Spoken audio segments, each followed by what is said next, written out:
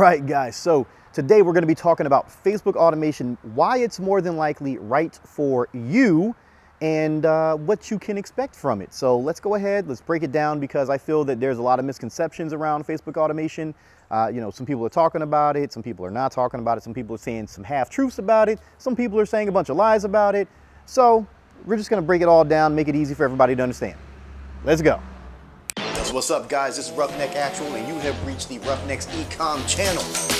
If you want to learn how to make money online or offline, then you need to be right here. I'm a 7-figure Amazon seller. I'm also an honorably discharged Air Force veteran. Graduated from Penn State and started a career as a software engineer and leveraged that to build my businesses. If you guys have any questions on how to make money, you're going to find all your answers right here, so stay tuned. All right, welcome back to the channel, everybody. We are going to be talking about something that is very near and dear to my heart, obviously because I have a service that is centered around it, but because I feel that it's a great opportunity for the everyman. But the problem comes in where people don't fully understand the implications of what they're getting involved in and what it can and can't do. Okay, so Facebook automation, what is it? How does it work? All that good jazz. So Facebook automation is nothing more than a fancy term that we use, automation in general, but Facebook automation is just managing your Facebook Marketplace account. Now they do have Facebook shops, but it is something entirely different, and we're not going to focus on that.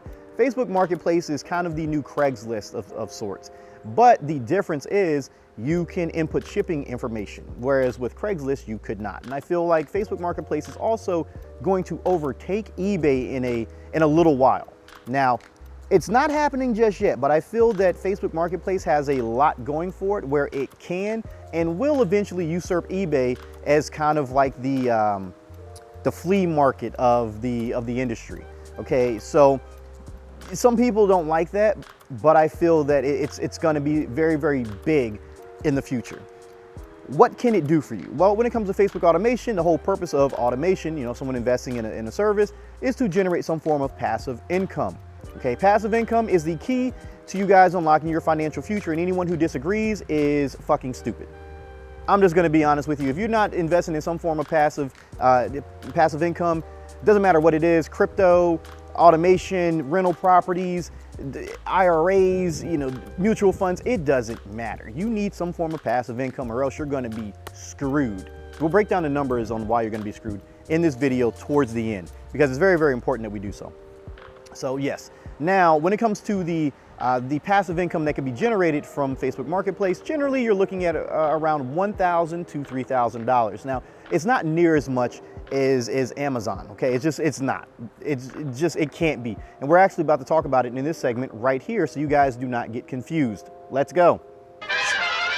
All right, guys, so why are things different between Facebook and Amazon? Now, in that little clip that we had prior, we talked about why you're going to make roughly $1,000 to $3,000 a month. You can obviously make more than that, but on average, just err on the lower side. Number one is volume, okay? There's just not near as many people that shop intently on Facebook Marketplace versus Amazon, okay? That's just what it is. Even though there's a ton of users in Facebook, it's not the same. Okay, it's just not. The traffic is never going to be the same. It's just not ubiquitous between all the platforms. So you got to keep that in mind.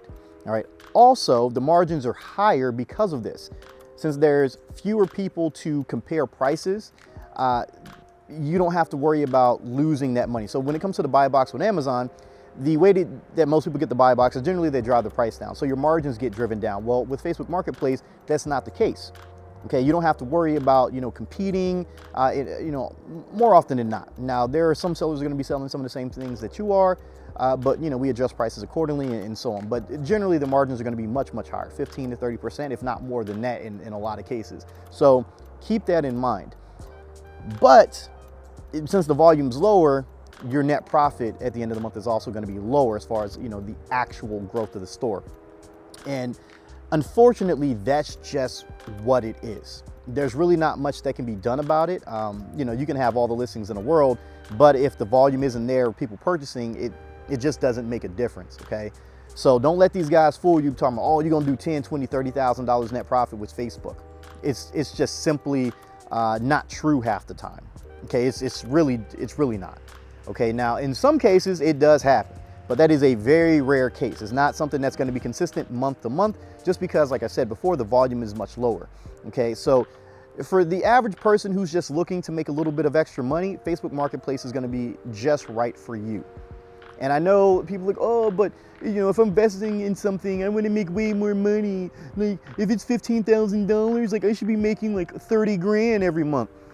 No, that's not the way it works. Like, think about buying an investment property. So let's say you have cash, right? Let's just say you got cash. And in the case of a lot of the rental properties I'm buying, we're gonna give you a nice real life experience here, real life numbers.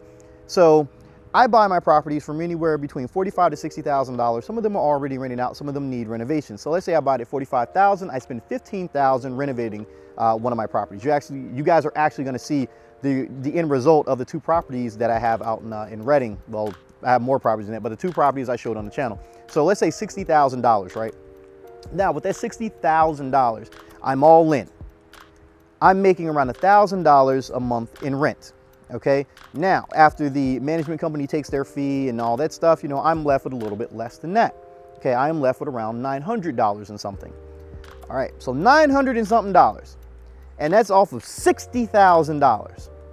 You mean to tell me that if you guys spend $15,000 and someone is making you, I don't know, $1,000 a month, you're going to complain about it?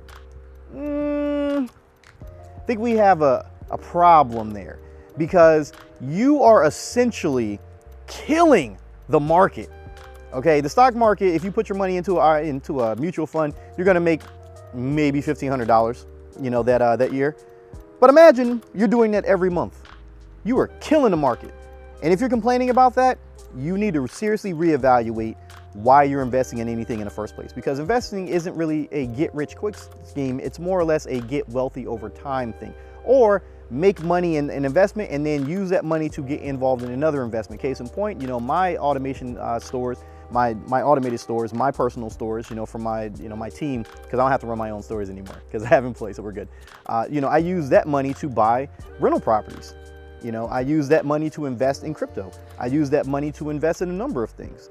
Okay, because I'm looking at it as a vehicle to help me attain wealth in other areas, which is something that you guys should be thinking about. If you're making $1,000 a month, you should be using that money to get into something else. I mean, not just blowing it all on buying new cars and all that. While that's nice, it's not necessarily something that you should do. So let's break down why this opportunity may not be right for you. I've given you the reasons why it is, but let's talk about why it isn't for some of you. Let's go. All right, guys, so let's go ahead and let's talk about why this opportunity probably isn't right for you. We mentioned it a little bit in the last segment, talking about if you're not happy making like $1,000 a month, $2,000 a month, $3,000 a month, whatever, if you feel like you should make more with the money that you put up, it's definitely not for you. Okay, this is not for you. It's not for the person that's trying to get rich quick or think they're gonna make 100K off like 15 grand. Where does that even make sense? Like where does that even make sense? Like you're gonna make 100K in a year off the 15K. Like I know a lot of people market these opportunities as get rich quick schemes or, you know, fly by night type shit, but that it's just not true. Like it's just not. And no matter what I say to people, no matter how much information I put out there, there's always, you know, there's a sucker born every day, as they say. All right, and I do my best to make sure you guys understand the implications of what it is. And some people, you know, they get upset because from month to month it varies. Like you might make $400 or $500 one month versus $2,500 the next month, because Facebook has bigger swings than Amazon. Okay, Facebook swings wild just because of the volume of traffic.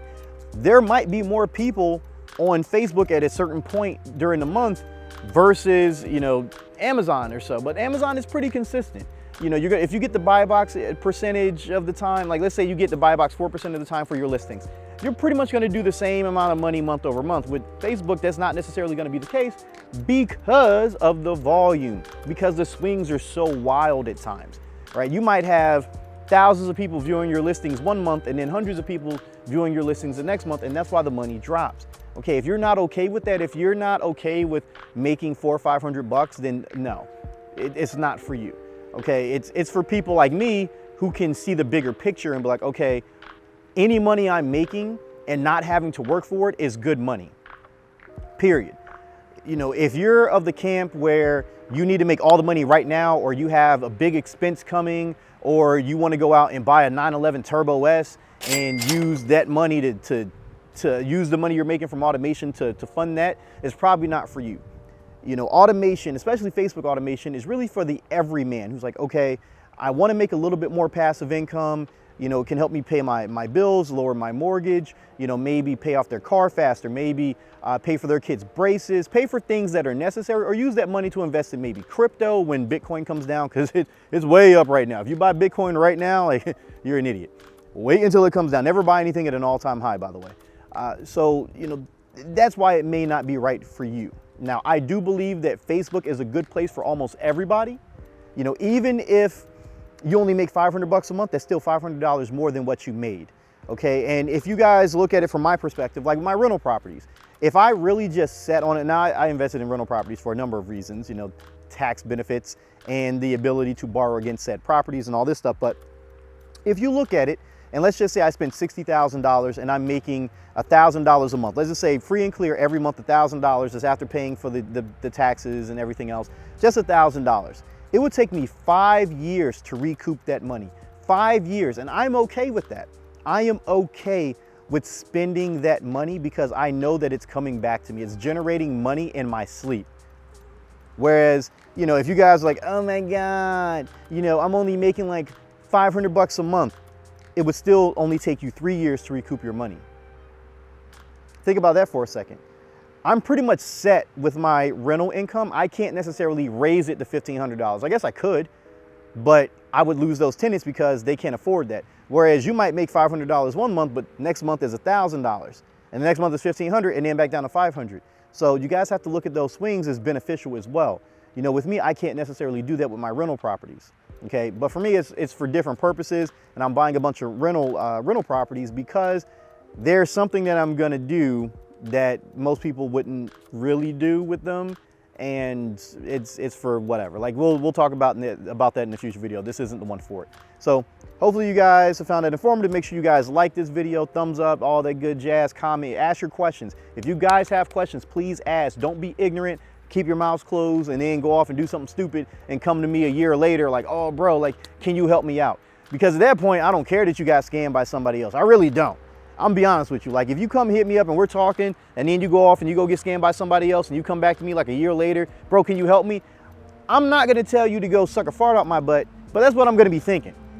I'm just gonna tell you to go talk to the other person that you went to, like, hey bro, like, you still gotta pay me, sorry. Treat me like a hoe and pay me. You gotta do whatever you gotta do with that person to get right, and then you still gotta pay me. So that's what it is. Sorry, but that's just how this works over here. All right, I try to give you guys enough information to make informed decisions. Whether you go with me or not, that's completely on you. You know, I ain't here to be like, everyone got to sign up with me, because I'm not right for everybody and everybody ain't right for me. We can still be friends at the end of the day. We can sit down, eat, have a good ass time. Okay, so be safe, be smart. Make sure you guys check out the links below. I'm gonna see you guys in the next one. Peace out.